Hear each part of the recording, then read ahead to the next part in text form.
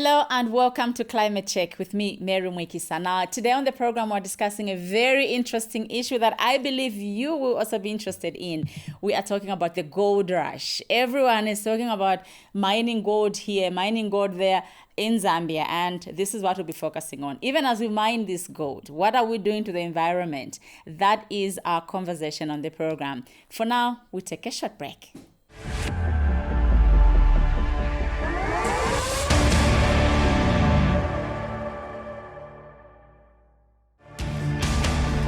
Now imagine if trees could provide Wi-Fi, just how many trees you would plant? Well, they provide oxygen. We definitely cannot do without it. Destruction of nature such as forests has led to irreversible climatic changes to our world. Join me as I talk to policy formulators, change makers and climate change interest groups on Climate Check, weekly on this channel. Now you are the solution to climate change.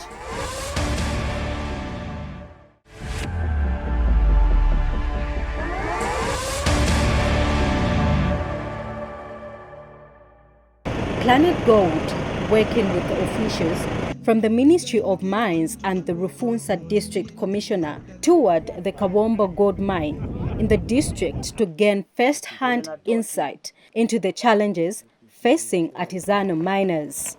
During the visit, Rufunsa District Commissioner Richard Mabena appealed to investors to allow licensed artisanal miners to participate in mining activities. The president currently is saying no illegal mining. So we want everything to be taken on board, that those people who have got artisanal mine licenses, they are able to do their business well in a well-coordinated way. Chief Mining Engineer at the Ministry of Mines, Brighton Kateka, reaffirmed government's commitment to addressing the concerns of small-scale miners, saying the joint visit was meant to listen and find solutions. Tanvera mau yanu yonse dandauro tanvera. Ina dandauro tizanveranso tikafika kumaini kuja. Tifuna timvere bwino zamene mukamba. Ise tilemba tizaenda titepo chimozi na meeting ebakamba wa DC yentizankara nayo tizabwera tikakambisane vonse tisirize vuto lanu linalo pano. One of the artisanal miners, Edward Mwanza, also shared his personal experiences and challenges. Kumunzi kwatu kwa Chikabeta tinali kuziva pamene tinali kupezera chakudya, tinali kuziva pamene tinali kusungira abana batu. Koma pali ino nthawi tilibepo pamene tingasungire bana batu patigula gold pa 400 kwacha. And Planet Gold project manager Abigail Mwailenge expressed optimism that the concerns raised will soon be resolved. The technical committee that we have come with, we facilitated a visit where submissions from the miners can be gotten, and then we provide a place of dialogue for miners to help them actually operationalize the licenses that they have been able to get. So what is good about this area is miners actually understand formalization and they've formalized. So the call is for the government to actually support them through the provisions that they have put through the law, such as the Mining Tribunal. The visit aligns with President Hakainde Hichilema's call for inclusive mining, ensuring citizens benefit from Zambia's mineral wealth. Doreen Chembe, znbc News, Rufunsa District.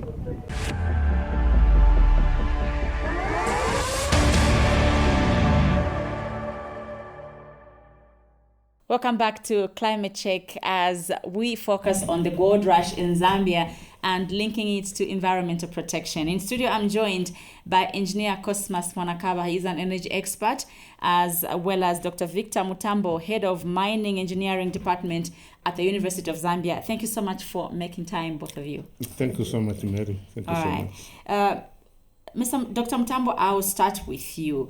Let's first appreciate your experience around Zambia's mining sector. How would you assess it? Thank you very much, Mary. I would like to say that the mining sector in Zambia has evolved for a long time, starting with the very topic that we are discussing today. Mm-hmm. When we look at the mining industry, then what we see, of course, what we are used to is the large-scale mining sector. But before the large-scale mining sector, what we had was people just trying to mine, trying to scratch what they could get from the ground. This is referred to as artisanal and small-scale mining in Zambia. So this has been there before we had these properly established big mining entities? Yes, it has always been there. It has always been there. Okay. Let's now talk about the gold rush. We are known for copper, engineer. We're known for copper production as a country. But now there's a surge of the gold rush. Everyone is mining gold. Even those that don't know how to mine properly, everybody wants to get a share of the gold. Let's first appreciate your assessment of the gold rush in Zambia. How serious is it? Yeah, it's serious in a manner that I want to look at it from two angles. Okay. The first angle is that of opportunities. It enables us as a country to know that we have gold. Okay. And with gold located in the rural areas, it's a clear indication that we can have rural jobs, we can have income, and we can have foreign exchange. The negative part is that when people find it, they take it upon themselves and begin to mine, to dig whatever means they're using. And when they do that, we lose income as a nation. The other part is that there's an issue of environmental, protection, which is not adhered to. And finally, the issues of safety. Yes, so that is what is happening. But otherwise, I want to say it is happening. Wherever people spot it, how they spot it, I don't know, they begin to mine on their own. And they have to be stopped in one or another. Yes. Now, Doc, what are some of the areas where this gold is rampant, this gold mining is rampant? Yes, in Zambia, fortunately, we have got so many areas. And this simply shows how blessed we are as a nation. And if we are really concerned about utilizing our resources, then God has blessed us abundantly. In terms of the areas where gold rush is taking place, we have Northwestern Province as one of the epicenter. We have Kasempa in particular, we have Mwinilunga, and we have also got Mumfumbwe. Going to Muchinga Province, then the focus area there is in Pika, due to the recent discovery of gold in that area. And then we have got in Wapula, Mwense, around Mwense area. Then we go to Rufunsa. Then we go to Mumbwa in Central Province, as well as Chisamba nearby, just here. So in essence, gold is everywhere. In short, the whole country could be having these gold deposits. Exactly. I haven't mentioned some other small places. You can go even as far as Northern Province in Senga Hill. You will still find there's gold rush there. Okay. Now with this gold rush, what is the impact on the environment? The problem is, you see, we have gold which is quite okay. But when people rush there, in fact, the term gold rush just refers to the speedy movement of people from one place to the area where there's a gold mining field. So when people go there, most of the people who go there, actually they have got no clue about what mining is. The only thing that they are concerned about is the quick cash that could come from just finding deposit. So as a result of that, we'll find indiscriminate mining everywhere. People are cutting trees, people are trying to make drainage, people they do not understand geology. Even where there is no gold, people start digging. So this is a recipe for environmental degradation because we have to take care of the environment. So in short, these are some of the things that the gold rush is being accompanied with. When you make a lot of pits in the area which are not coordinated, people have got no mining techniques. These same pits will come with, for example, in the rain season, they will be flooded pits. Okay, they will be breeding ground for mosquitoes and all these other things. When you create pits that are not safe, because the people who are mining have not been taught any skills. So what would happen is that somebody just start digging the pit, and before we realize, the same pit becomes the burial ground. And this is what we have witnessed. Yes. So is mining gold, okay or not okay? It is okay. But it has to be done in a sustainable and environmentally friendly manner. Now, engineer, let's appreciate the aspect of environmental integrity, climate resilience, and socioeconomic sustainability at community level in these communities where this mining is happening. How are these aspects impacted? Yeah, the issue is that when people mine in the manner that they are mining in an illegal manner, in terms of social protection, impacting on the people, it's minimal. Yeah, because, and when you follow up, you go to these places where these things are happening, you find that the people that are following these minerals are not even residents of that place. They come from far away places, some are even foreigners. Okay. And they will do what they are doing, depriving the local people, even their land for agriculture. Yeah. So at the end of the day, you find that people are disturbed.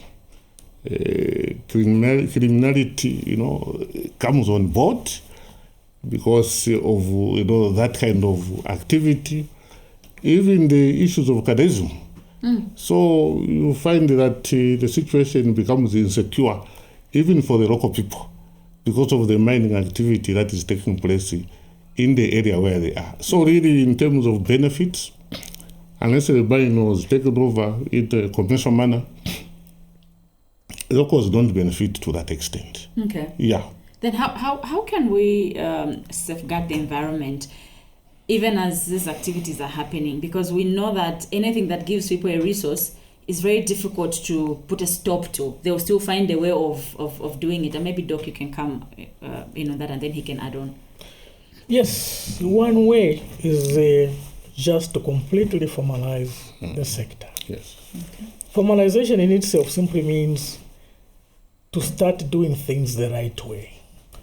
Because if you are not a doctor, you can't be allowed to go and start, treating the patient.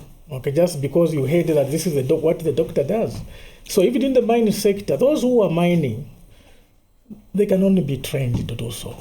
And I know that this is what other governments have done, and this is also what the government is trying to do, to make sure that they go in areas where people are mining gold and train them. Train them in what? Mining techniques, how to safely mine so that they do not end up being casualties. Training in what? Also how to look after the environment. Because as much as where you put a mine, you need to clear the trees, but at the same time, you need to be responsible enough to say where you are mining, you can also preserve the trees. Because these are the trees, if not properly looked after, they are the very ones that will lead us to having what we are having sometimes when there are rains or no rains because of the effect of climate change. So the artisanal and small-scale miners, if they are well taught about all these things, they will help mitigate the effect of climate change. Yeah, just to add on. I think we need to, I don't know how these people discover this.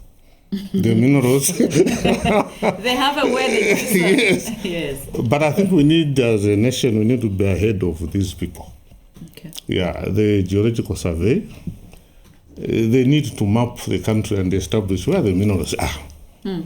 So that at the end of the day, these areas where minerals are discovered, they are, protected by government, so that, as the doc has put it, formal mines are allowed to start there, than a situation where we have to battle with the people after they've settled and they are mining, then we send the police to send them away. It doesn't augur very well. My advice is that let those who are responsible for surveying and establishing where the minerals are do their homework ahead of the people. Yeah, so that we avoid what happens. And that's why I indicated, I don't know how they discover, but there are modern ways of discovering what minerals are there, and even the quantities and how far we can mine as a country. So when we are selling a mine, we should know the lifespan. And that is one way we can make the mine attractive, and the proper investors, if government can't invest, can come and invest and do the modern mining way, which is free from accidents, and apparently also in terms of emissions through ZEMA, WAMA, and even mine safety. Yes. They should be able to regulate and ensure that those things are done. Okay. When you go to a proper mine, I remember I visited Chiranga Cement, they are able to monitor what is happening. Yes, there are people that are seated in the computer room and they are seeing even how the ore is moving to where it is required. Okay. So those are the modern ways of mining. But to wait until people have discovered, then you go and disperse them. It's a challenge. It's a challenge. It means someone somehow is not doing the work. How do they discover? Do they get leakages? So these things we need to establish them. Yeah. Now, Dov, what do you recommend as a tool of monitoring these activities? Like Engineer Manakava here has alluded to, that how do they even discover? And it's difficult to disperse them once they've converged. What should be the monitoring tool of these activities in order for us to manage them, in order for us to reduce on some of these activities that are damaging the environment? Thank you very much for that question, for that comment. So, first of all, there are several ways of monitoring the sector, and we are glad, more especially this time, that we have got recent, latest technologies that we can use. For example, the drones. We can use the drones to fly over certain areas and to spot out immediately those who are trying to mine this alluvial gold. It could be alluvial gold, or it could be gold in any other form, or those who are trying to just mine illegally, so that we can, at an early stage, detect that this activity is taking place. Okay. Before they even, they even create camps, they even do whatever they can do. But the other thing also, the other tool also that we can use could be associated with, I think you have heard about satellite imagery, Yes. use of remote sensing.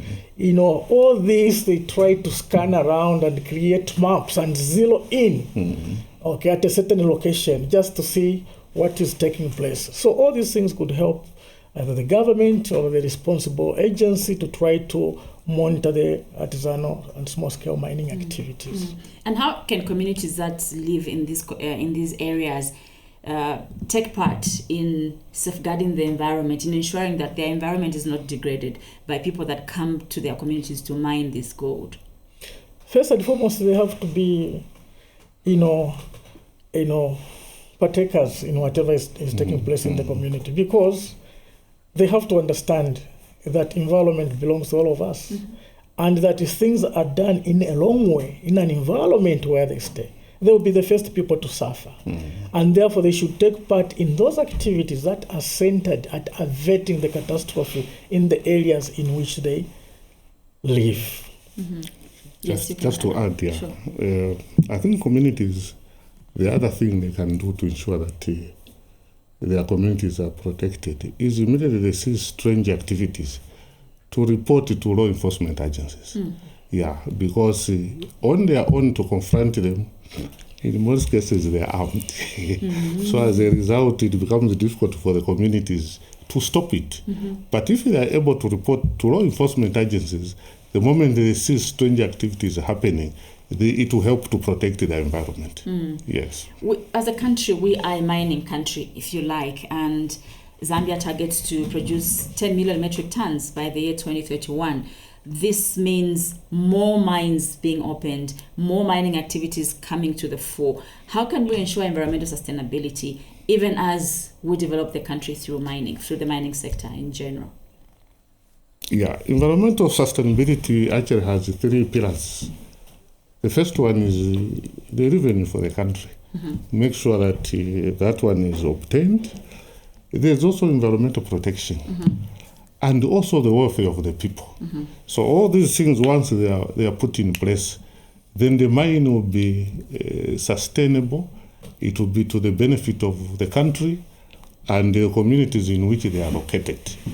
But if it is done in the manner that we've seen through the gold rush, you find that the nation loses revenue, the environment is degraded, and even the people are not benefiting from that. And the services that are supposed to be due to the people, because the resources haven't been captured, people remain, suffering and struggling, having the certain things they need not provided by the providers.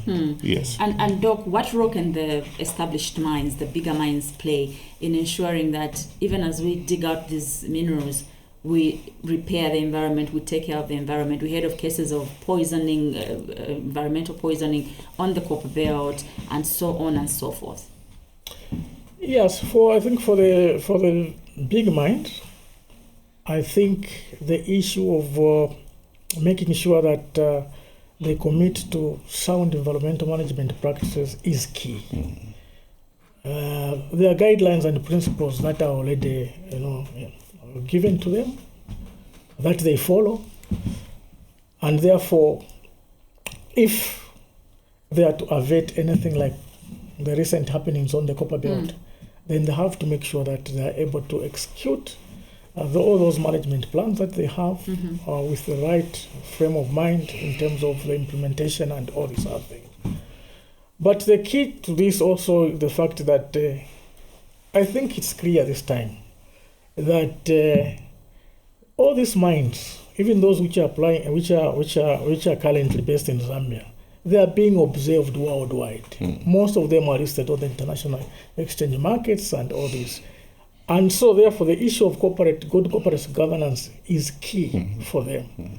Because you find that if one mine today is associated with environmental damage, all the news is all over the world. And it's them actually that loses. Okay. And therefore it's very important then that they make sure that they do the right thing by protecting the environment. And lastly, Engineer, how can we ensure that we achieve sustainable mining for the Republic of Zambia?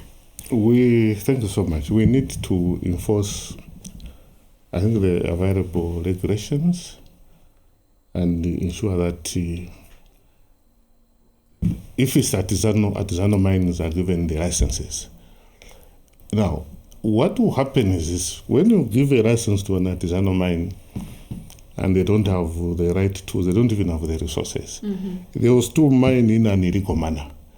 But as a country, we need to be very determined, such that if they're giving a license to Dr. Mutambo here, he may have no resources to ensure that modern applications are done. That's why ZDA is there. Linkages. Link your citizens that are licensed with other partners that can come on board so that our mining throughout is modern and safe to the environment and to the people. Yes. So sustainable mining is possible. Let those that are responsible to managing and monitoring ensure that they are doing their homework. We have ZEMA, we have WAMA, we have Mine Safety Department. All those must put these things in, and even the process of licensing. The other challenge which is there is that you find that the process of licensing, first of all, it is expensive. So not possible for a citizen. And that's why you find people take to the illegal means of doing what they ought to do. Also the duration.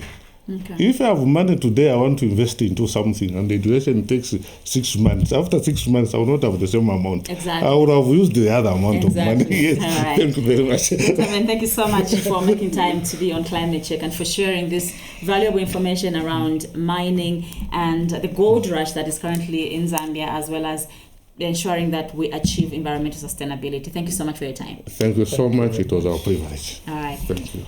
This is Climate Check. We take a short break. We'll be right back.